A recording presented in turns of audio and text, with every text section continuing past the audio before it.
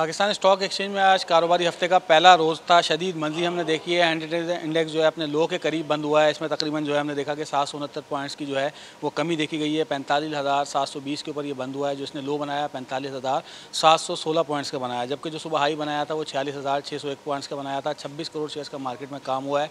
Top volume में आज हमने देखा कि टीआरजी नजर आया है। टीआरजी का लॉक आज भी नीचे के लॉक के ऊपर रहा है। उसमें तकरीबन 2 करोड़ 23 लाख शेयर्स का काम हुआ है। 95 रुपये इसकी कीमत कम हो गई है, 95 रुपये पे आ गई है, जो 130 से कम होते होते 95 पे आई है। मुसलसल इसमें जो है वो लॉक लग रहे हैं। आज भी हमने देखा कि काफ़ी सेलर इसमें मौजूद था मगर बायर नहीं था।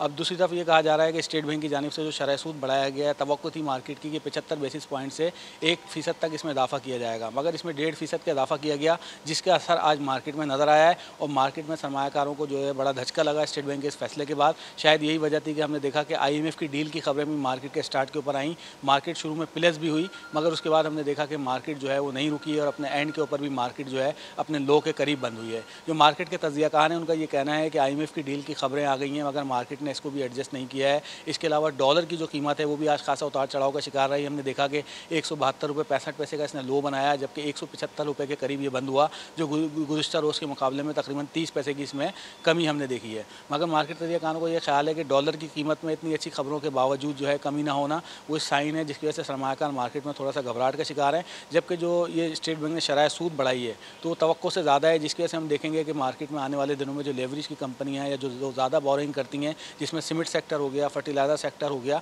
वो जो है मार्केट में बहुत ज़्यादा डिप ले सकता है। ऑटो सेक्टर भी मार्केट में मुतासिर हो सकता है। और मार्केट तज्ज़ियाकारों का ये कहना है कि इस वक्त मार्केट में कॉन्फिडेंस लूज़ हो गया है। जब तक जो है कॉन्फिडेंस नहीं आएगा, सरकारी मालियाती इदारे बाजार को इन लेवल्स के ऊपर सपोर्ट करने नहीं आएंगे, तो हम देखेंगे कि मंदी और उतार चढ़ाव का सिलसिला मार्केट में बरकरार हमें दिखाई दे सकता है।